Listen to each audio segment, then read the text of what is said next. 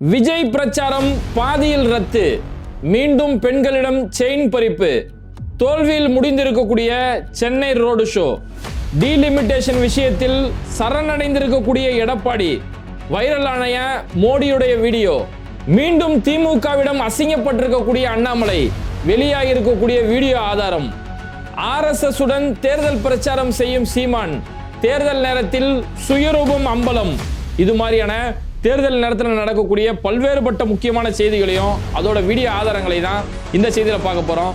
அதுக்கு முன்னாடி யாரெல்லாம் பேட்டை டிவியை சப்ஸ்கிரைப் பண்ணாம பாக்குறீங்களோ அவங்க மறக்காம சப்ஸ்கிரைப் பண்ணிட்டு இந்த வீடியோக்களை உங்க நண்பர்களுக்கு அதிகமா ஷேர் செய்யுங்க.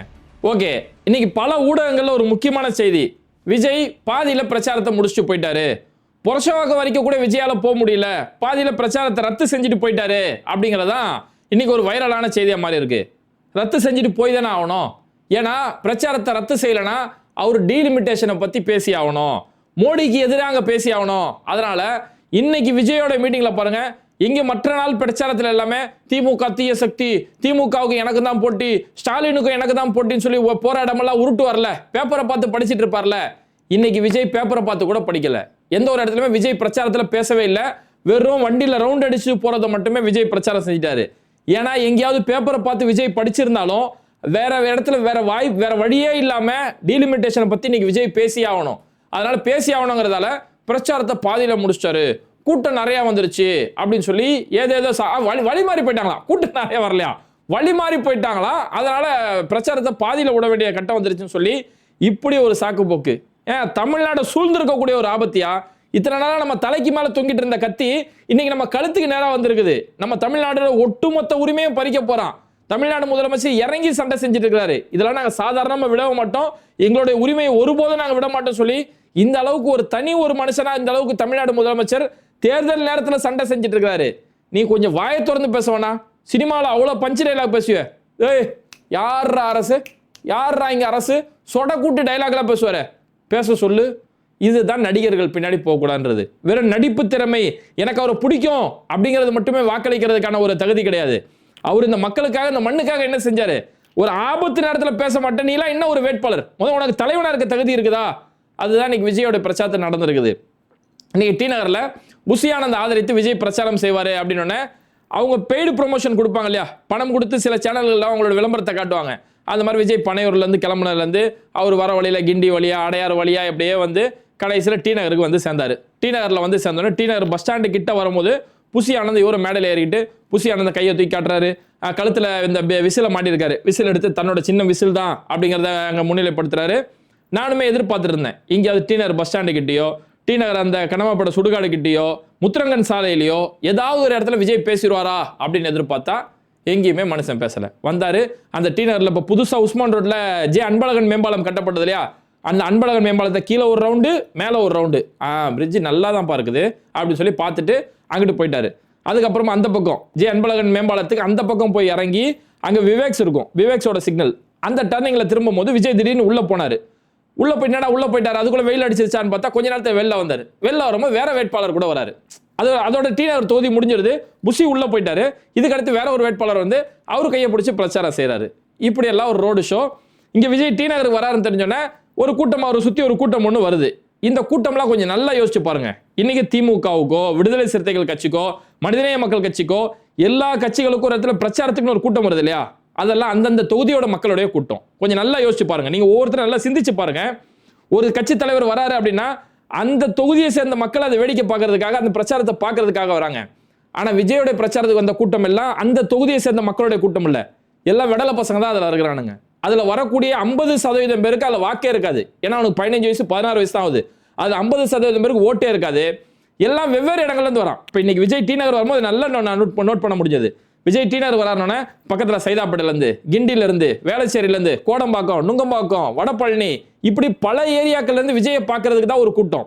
ஒரு சினிமா தியேட்டர்ல படம் போடுறதா இருந்தா பல ஏரியாக்கள்ல இருக்கவங்களாம் ஒரு தியேட்டர்ல வந்து எப்படி கூடுவானோ அந்த ஒரு தியேட்டர்ல இருக்க கூட்டம் தான் அந்த இடத்துல இருந்ததே தவிர, தியேட்டர்ல இருக்க கூட்டம் தான் அங்க கத்துதே தவிர, இது அந்த தொகுதியை சேர்ந்த மக்கள், அந்த தொகுதியை சேர்ந்த மக்கள் இவரை பார்க்கணும், இவர் மக்களுக்காக பாடுபடுறவரு அப்படின்னு யாரும் வரல.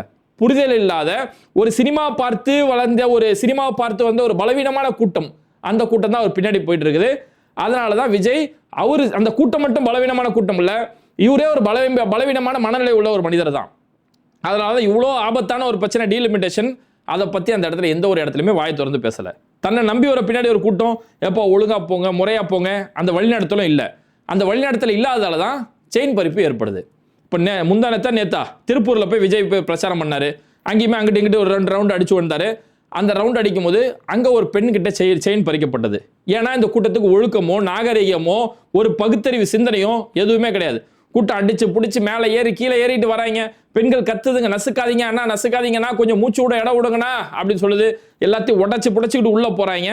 அப்படி போகும்போது அங்கே ஒரு பெண்கிட்ட செயின் பறிக்கப்பட்டிருக்குது. அந்த அம்மா அழுவுது, நான் செயின் பறிச்சிட்டாங்களே அப்படின்ட்டு. உனக்கு தேவையா? குடும்பத்தை விட்டுட்டு நான் ஒரு நடிகனோட மூஞ்சி டிவியில் பார்த்துட்டு போ, டிவியில் படம் பார்த்துட்டேன் அப்படின்ற காரணத்துக்காக நான் நேரில் பார்க்கணும், அதுக்காக நான் சாப்பிடாம கொள்ளாமல் வருவேன்னா இப்படி தான் பறி போவோம்.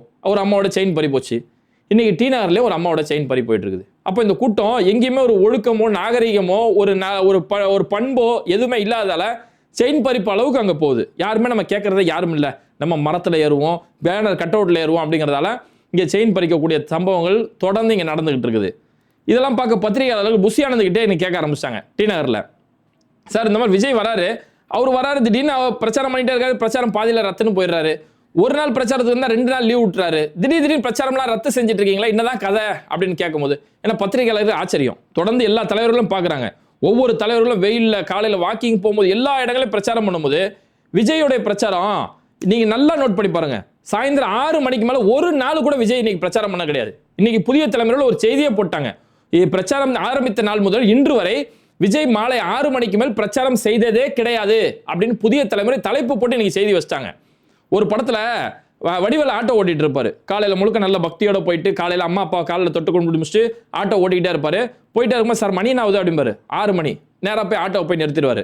என்னங்க ஆட்டோ நிறுத்துறீங்க, 6 மணிக்கு மேலே வண்டி ஓடாது அப்படின்னு சொல்லி 6 மணிக்கு போல பூஸ்ட் சாப்பிட போயிடுவாப்புல. பூஸ்ட் சாப்பிட்டு கோவிந்தா சாமே கோவிந்தா சாமே அப்படின்னு கதவை தட்ட போறல, அந்த கதை தான் இங்க ஞாபகம் வருது. சாயந்தரம் 6 மணிக்கு மேலே விஜயோட வண்டி, அவர் என்னைக்கு அரசியல் கட்சி ஆரம்பிச்சாரோ அன்னைக்கு தேதியில இன்னைக்கு தேதி வரைக்கும் சாயந்தரம் 6 மணிக்கு மேலே அவரோட வண்டி ஓட மாட்டேங்குது. இதனால தான் அவர் வேணும்னா மதியம் எல்லா தலைவர்களும் நல்லா பாருங்க, காலையில் வாக்கிங் போகும்போது பிரச்சாரம் பண்றாங்க, காலையில் 10 மணிக்கு பிரச்சாரம் பண்றாங்க, மதியம் 12 to 4 மணிக்கு ஓய்வு கொடுக்குறாங்க. ஏன்னா உச்சி வெயில் நேரம், இந்த நேரத்தில் தன்னோட தொண்டர்களுக்கு இதை ஆயிடக்கூடாதுன்னு சொல்லி அந்த தலைவர்கள் அந்த பின்னாடி தொண்டர்களுக்கு ஒரு ஓய்வு கொடுக்குறாங்க. ஆனால் விஜய் அந்த 12 மணி தான் தேர்ந்தெடுக்கிறாரு. கரெக்டாக 12 மணிக்கு பிரச்சாரத்தை தேர்ந்தெடுத்துட்டு நேற்றெல்லாம் பார்த்தோம்னா திருப்பூரில் இருக்கக்கூடிய விஜய் கட்சியை சேர்ந்த வேட்பாளர் மயக்கம் போட்டு விழுந்துட்டாருங்க. ஏன்னா மதியம் 12 மணிக்கு வச்சுக்கிறாங்க. அந்த வெயிலில் நின்று நீரிழிவு ஏற்பட்டு பல பெண்கள் மயக்கம் போட்டு விழுந்தாங்க. கடைசியில் விஜய் கட்சியோட ஒரு வேட்பாளர் மயக்கம் போட்டு விழுந்துட்டாரு. ஏன்னா இவர் மதியம் 12 மணிக்கு வச்சு இவர் 4 மணிக்கு உள்ள முடிச்சாதான் 6 மணிக்கு ஒரு வீட்டுக்கு போய் சேர முடியும் அப்படிங்கிறாரு. அப்போ இவரோட 6 மணி சமாச்சாரத்துக்காக பிரச்சாரத்தை எப்படி வைக்கிறாரு. இன்னைக்கு போயிட்டு இருக்க டி நகர் தாண்டி வடபழனி கிட்ட, டி நகர் தாண்டி நுங்கம்பாக்கம் வள்ளூர் கோட்டை வழியா போயிட்டு இருக்கிறாரு. அதுக்குள்ள 6 மணி ஆயிப்போச்சு, மணி 5:30 ஆயிடுச்சு. ஐயோ 6 மணிக்கு மேலே நம்ம வண்டி ஓடாதே அப்படி சொல்லி புரஷோக எக்மூர் போறதா இருந்தாரு. அதுக்கு மேல 6 மணிக்கு மேலே வண்டி ஓடாது, இதோட பிரச்சாரம் ரத்து அப்படி சொல்லி பிரச்சாரத்தை ரத்து செஞ்சுட்டு பனையூர்ல போய் படுக்கிறதுக்கு போயிட்டாரு. இப்படி ஒரு கோமாளித்தனமான கூட்டம். அதனாலதான் இந்த விஜய் இவர் டீலிமிட்டேஷனை பத்தியோ தமிழ்நாட்டு வரக்கூடிய ஆபத்தை பத்தியோ, தமிழ்நாடு எந்த ஒரு சூழல் ஆபத்துல இருந்தாலும் விஜய் கிட்ட இருந்து அதுக்கான தீர்வை நம்ம எதிர்பார்க்க முடியாதுங்கிறதுக்கு இது ஒரு மிகப்பெரிய ஒரு வலுவான ஆதாரமா இன்னைக்கு இருந்துட்டு இருக்குது. சரி, ஓகே, விஜய் டீலிமிட்டேஷனை பத்தி பேச மாட்டாரு, ஒரு பயந்தாங்கொலி. எடப்பாடி பழனிசாமி டீலிமிட்டேஷனை பத்தி ஏதாவது பேசுவாரா அப்படின்னு நம்ம எதிர்பார்த்தோம். ஏன்னா இதுக்கு முன்னாடி டீலிமிட்டேஷன் தொகுதி மறுவரை சம்பந்தமா திமுக அனைத்து கட்சி கூட்டம் ஒன்று ஏற்பாடு செஞ்சாங்க. அதுல அதிமுக தரப்புல இருந்து முன்னாள் அமைச்சர் டி ஜெயக்குமார் வந்துட்டு இதுல நாங்களும் எங்க பங்களிப்பு செலுத்துவோம், திமுக கூட நாங்க ஆதரவா நிற்போம் அப்படின்னு சொல்லி பேசியிருந்தாரு. இன்னைக்கு அவங்க பாஜக கூட கூட்டணி வச்சுட்டாங்க. அப்ப கூட்டணி வச்சதுக்கு பிறகு இன்னைக்கு எடப்பாடி பழனிசாமி இதை பத்தி என்ன பேசுறாருன்னா, அது வந்து தேர்தலுக்காக ஸ்டாலின் வந்து அப்படி வீடியோ எல்லாம் போடுறாரு அப்படின்னு அசால்ட்டா அதை நார்மலைஸ் பண்ண பாக்குறாரு. இவ்வளவு பெரிய ஆபத்து.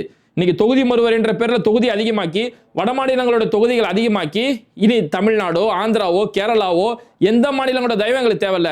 ஏன்னா இன்னைக்கு மோடியோட ஆட்சி ஆந்திராவோட தயவால நடக்குது, சந்திரபாபுவோட தயவால தான் இன்னைக்கு மோடியோட சேர் அங்க உட்கார்ந்துட்டு இருக்குது.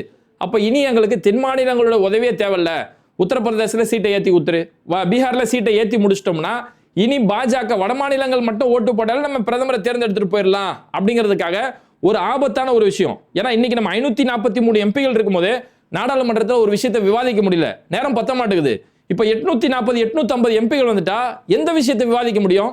அப்ப தமிழ்நாட்டில் நீங்க மைனாரிட்டி தான், நீங்களாம் விவாதத்துக்கு இதை தேவையில்ல, உங்களுக்கு விவாதத்துக்கு நேரம் கொடுக்க முடியாது, இப்படி சொல்லி நம்மளுடைய குரல்கள், நம்மளுடைய உரிமைகள், நம்மளுடைய அடிப்படை விஷயங்கள் எல்லாமே மறுக்கப்பட்டோம். தமிழ்நாடு இந்தியாவில் ஒதுக்கப்பட்ட ஒரு மாநிலமா மாறிடுன்றதுக்காக தமிழ்நாடு முதலமைச்சர் இவ்வளவு போராடி இந்த தேர்தல் நேரத்தில் கூட நான் இதுக்காக குரல் கொடுப்பேன், அதுக்காக போராட்டம் நடத்துவேன், ஒவ்வொரு வீட்லையும் கருப்பு கொடி ஏற்ற போறோம் அப்படின்னு சொல்லும் போது எடப்பாடி பழனிசாமி அது இந்த டீலிமிட்டேஷன் வந்துச்சுன்னா பெண்களுக்கு 33% இடம் கிடைக்கும், அது வேணான்னு ஸ்டாலின் வந்து இது பண்றாரு அப்படின்னு சொல்லி எவ்வளவு ஒரு கேவலமான ஒரு பேச்சு. அதாவது நான் வந்து சாதாரண அடிமை இல்ல, ஆயுள் கால அடிமை அப்படின்னு சொல்லி எடப்பாடி பழனிசாமி இன்னைக்கு நிரூபிச்சுக்கிட்டு இருக்காரு. அதாவது பாஜகவுடைய ஒரு சித்து விளையாட்டு இருக்கு. அவங்க ஒவ்வொரு விஷயத்தை கொண்டு வரும் போதுமே பெண்கள்ன்ற பேர்ல கொண்டு வருவாங்க. வக்ஃபு வாரிய திருத்த மசோதான்னு ஒன்று கொண்டு வந்தாங்க, ஞாபகம் இருக்கா? வக்ஃபு வாரிய திருத்த மசோதாவில் நாங்கள் வந்து பொதுவாகவே ஒரு வக்ஃபு ஒரு கோவிலோட அறநிலைத்துறை இருக்குன்னா, இப்போ இந்து கோயில் அறநிலைத்துறைனா இந்து மதத்தை சார்ந்தவர்கள் அதில் இருந்தால் தான் அந்த நிர்வாகம் சரியாக நடக்கும். அந்த மாதிரி வக்ஃபு வாரியம்னா அது இஸ்லாமிய மதத்தை சார்ந்தவர்கள் இருந்தால் தான் அந்த மதம் சார்ந்த விஷயம் சரியாக நடக்கும்.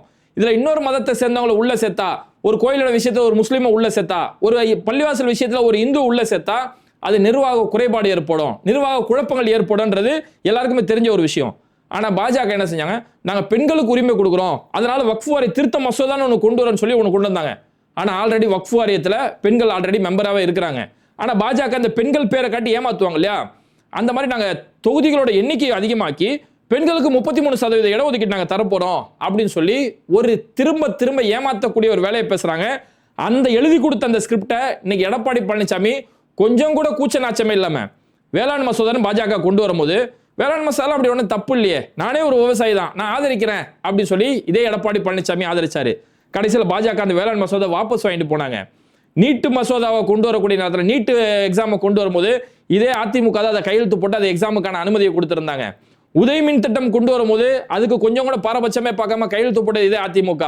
சிஏஏ சட்டம் கொண்டு வரும்போது அந்த சிஏஏ சட்டத்துக்கு மாநிலங்களவையில் அதுக்கு ஆதரவு தெரிவித்தது அதிமுக. இப்படி பாஜக என்னெல்லாம் திட்டம் கொண்டு வருதோ பாஜக ஒரு முகமூடியா இன்னைக்கு அதிமுக பயன்படுத்துது. இன்னைக்கு தேர்தல் எவ்வளவு முக்கியமான தேர்தல்னா பாஜக வந்து அதிமுகன்ற ஒரு முகமூடியை போட்டுக்கிட்டு இன்னைக்கு தமிழ்நாட்டை எப்படியாவது ஆட்சி செஞ்சிடலாம் அப்படின்னு வருது. அதுக்காக எதிரில் இருக்கக்கூடிய திமுக ஓட்டை பிரிக்கிறதுக்காக தான் ஒரு பக்கம் சீமான், ஒரு பக்கம் விஜய் மாதிரியான நபர்கள் மூலமா திமுக ஓட்டை பிரிக்கப்படுது. நல்லா பாருங்க, அதிமுக, பாஜக, சீமான், விஜய் எல்லாரோட டார்கெட்டும் இந்த திமுகவா இருக்குது. ஏன்னா திமுக தான் மாநில சுயாட்சிக்காக, மாநில உரிமைக்காக தொடர்ந்து பாஜக கூட சண்டை செஞ்சுட்டு இருக்காங்க. அந்த திமுக எப்படியாவது நம்ம பலவீனப்படுத்துறாதான் நம்ம ஆட்சி செய்ய முடியுன்றதுக்காக பாஜக அந்த அளவுக்கு மும்முரமா இருக்கிறாங்க. அதுக்கு பயன்படுத்தக்கூடிய ஒரு கருவி தான் எடப்பாடி பழனிசாமி. வேலை முடிஞ்சனா அப்படி தூக்கி போட்டுருவாங்க. எப்படி நிதிஷ்குமாரை தூக்கி எறிஞ்சாங்களோ அந்த மாதிரி எடப்பாடி பழனிசாமியை வேலை முடிஞ்சோன்னு தூக்கி போட்டுருவாங்க. சீமானும் அதுக்கான ஒரு கருவி தான். இன்னைக்கு சீமானோட விஷயத்தை பாருங்க. தேர்தல் பிரச்சாரத்துக்காக இன்னைக்கு சீமான் என்ன செய்யறாருன்னா, காஞ்சி சங்கரமடம் இருக்கு இல்லையா, சங்கரமடத்தோட பிரான்ச்சஸ் இருக்கும், பல ஊர்களில் பிரான்ச்சஸ் இருக்கும். இங்க சென்னையில் வெஸ்ட் மாம்பலத்தில் இருக்குது. அந்த சங்கரமடத்துக்கு ஓட்டு கேட்க போறாரு. நான் என்ன சொல்றேன், சங்கரமடத்துக்கு ஓட்டு கேட்க போறது தப்பு இல்லை, எல்லாருமே ஓட்டு கேட்க போவாங்க. பேராசிரியர் ஜவாஹிர்லாம் பல கோயில்களில் போய் ஓட்டு கேட்க போறாரு. அண்ணன் நெல்லை முபாரக் ஒரு இஸ்லாமியராக இருந்தாலும் பல கோயில்களில் போய் ஓட்டு கேட்க போறாங்க. இதெல்லாம் யதார்த்த நடைமுறை. ஆனா சீமான் யார் கூட போறாரு, அதுதான் இங்க பிரச்சனையே. சீமான் யார் கூட போறாருன்னா ராம ரவிக்குமார் கூட போய் ஓட்டு கேட்கிறாரு. யாரு தெரியுது, ஞாபகம் இருக்குல்ல, இந்த ராம ரவிக்குமார் திருப்பரங்குன்ற பள்ளிவாசல் அந்த தர்காவுக்கு எதிராக நீதிமன்றத்தில் போய் வழக்கு போட்டு தர்கா வாசல்ல தான் நாங்கள் விளக்கு ஏற்றுவோம்னு சொல்லி வழக்கு போட்ட ஒரு நபர் தான் இந்த ராம ரவிக்குமார். அந்த இடத்துல மு.க. ஸ்டாலின் அவ்வளோ ஒரு துணிச்சலான ஒரு முதலமைச்சராக நின்று அதை தடுத்து நிறுத்தும் போது கோயில் வாசல்ல அந்த கீழே மலை வாசல்ல பண்ணிட்டு கற்பூரம் ஏற்றி நாசமா போவீங்க அப்படி இப்படியே சாபம் விட்டாரு. அந்த RSS உடைய அடிமை தான் இந்த ராம ரவிக்குமார். அந்த ராம ரவிக்குமாரை கூப்பிட்டுக்கிட்டு அங்கே போய் பிரச்சாரம் பண்ண போறாருன்னா அப்போ அந்த சீமான் யாருன்னு இப்போ கூடமா தெரியல. ஏன்னா இதே சீமான் தான் சமீபத்தில் RSS உடைய விகில் அமைப்பு, அந்த விகில் அமைப்புல போய் ஒரு மேடையில் போய் பேசிட்டு இந்த பிராமணிய கடப்பாறை, இந்த பார்ப்பனிய கடப்பாறையை கொண்டு திராவிட சுவர்களை நான் இடிப்பேன் அப்படின்னு சொல்லி. அப்ப சீமானுங்கிறது ஒரு RSS உடைய ஒரு ஏஜென்ட் தான், RSS உடைய ஒரு அடியாள் தான் சீமான். அந்த அவரோட டார்கெட் என்னன்னா திமுக ஓட்டை பிரிக்கணும். ஒரு புதிய தலைமுறை வாக்காளர்கள் இருப்பாங்க, அவங்களோட ஓட்டெல்லாம் திமுக கிட்ட இந்த ஓட்டை பிரிக்கணும் அப்படின்னு சொல்லி இதுக்கான ஒரு நபர் தான் சீமான் சொல்லி சீமான் அடிக்கடி எக்ஸ்போஸ் ஆவாரு. பல நேரங்களில் சீமான் எக்ஸ்போஸ் ஆவாரு.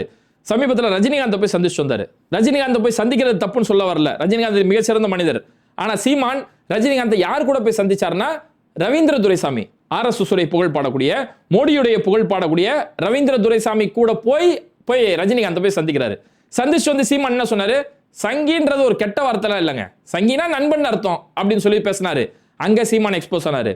இந்த இன்னைக்கு பிரச்சாரம் பண்ணும்போது காஞ்சி சங்கர மடத்தோட கிளைக்கு போறியா, எந்த கோயிலுக்கு போறியா, தாராளமா போயிட்டு வா, யாரும் உன்னை தடுக்க போறா.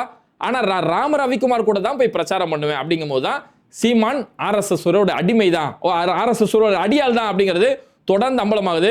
அதனால சீமானுக்கு செலுத்தக்கூடிய வாக்கு என்பது அது RSSக்கு செலுத்தக்கூடிய வாக்கு, அதிமுகவுக்கு போடக்கூடிய வாக்கு என்பது அது பாஜகவுக்கு போடக்கூடிய வாக்கு, விஜய்க்கு போட கவர்ச்சியை பார்த்து விஜய்க்கு போடக்கூடிய வாக்கு என்பது பாஜகவுக்கு கம்பளம் விரிக்கக்கூடிய வாக்கு அப்படிங்கறத ரொம்ப தெளிவா புரிஞ்சுக்கிட்டு வரக்கூடிய தேர்தலில் இந்த தமிழ்நாட்டுடைய மாநில உரிமை தொடர்ந்து பாதுகாக்கப்படணும், பாஜகவுடைய மதவாத சித்தாந்தம் எதிர்க்கப்படணும்னா திமுகவுக்கு கண்டிப்பா ஒவ்வொருத்தரும் வாக்களிக்கணும். திமுகவுடைய வாக்கு எந்த வகையிலுமே சதறக்கூடாது. திமுக அவங்களுடைய கூட்டணி கட்சியான காங்கிரஸ், மனிதநேய மக்கள் கட்சி, SDPI, மதிமுக, விடுதலை சிறுத்தைகள் கட்சி, இந்த கூட்டணி, இந்த ஜனநாயக கூட்டணி இருக்கு இல்லையா, இந்த கூட்டணிக்கு நம்ம ஒவ்வொருத்தரும் வாக்களிச்சு நம்மளுடைய தெரிஞ்ச நண்பர்கள், உறவினர்கள் எல்லாருக்குமே சொல்லி இந்த மாநில உரிமை பாதுகாக்கப்படணும். பாஜகவுக்கு எதிராக தொடர்ந்து நம்ம அந்த காலத்துல இருந்து 1950 காலத்துல இருந்து இன்னைக்கு வரைக்கும் இந்த மதவாத சித்தாந்தத்துக்கு எதிராக நம்ம தொடர்ந்து நம்ம சண்டை செய்யணும் அப்படின்னா இங்க திமுக மீண்டும் ஆட்சிக்கு வரணும் அப்படிங்கிறது உறுதியா இருக்கணும். அதனால நம்மளுடைய வாக்குகள் எந்த கவர்ச்சியை பார்த்தோ எந்த ஒரு குழப்பங்களை பார்த்து நம்மளோட வாக்குகள் சிதறிடாம திமுகவுக்கு நம்மளுடைய வாக்குகள் செலுத்த வேண்டியதுதான் அது இன்னைக்கு அடிப்படை விஷயம்னு சொல்லணும். ஓகே, இப்போ இந்த டீலிமிட்டேஷன் பத்தி வாயை துறக்காத விஜய் பத்தியும் RSSோட சேர்ந்து ஓட்டு கேட்கக்கூடிய சீமானை பத்தியும் பாஜகவுக்கு ஒட்டுமொத்தமா சரண்டர் அடைஞ்சிருக்கக்கூடிய எடப்பாடி பழனிசாமி பத்தியும் உங்களுடைய கருத்துக்கள் என்ன அப்படிங்கறத மறக்காம கமெண்ட் பண்ணிட்டு இந்த வீடியோக்களை உங்க நண்பர்களுக்கு அதிகமா ஷேர் செய்யுங்க. இணைந்திருப்போம். மிஸ்டர் பர்ஃபெக்ட் எக்ஸ்ட்ரா கோல்டு திருமணமான ஆண்களுக்கு திருப்பு முனையை ஏற்படுத்தும் ஹலாலான இயற்கை வியாகரா. 60,000க்கும் மேற்பட்ட திருப்திகரமான வாடிக்கையாளர்கள், 500க்கும் மேற்பட்ட வாடிக்கையாளர்களுக்கு குழந்தை வரமும் கிடைத்துள்ளது. வயதான பலகினமா, சுகர் பலகினமா, இனி கவலை வேண்டாம். உங்கள் இல்லறம் நல்லறமாக அமைய உடனே ஆர்டர் செய்யுங்கள். மேலும் விவரங்களுக்கு கீழுள்ள எண்ணை அணுகுங்கள்.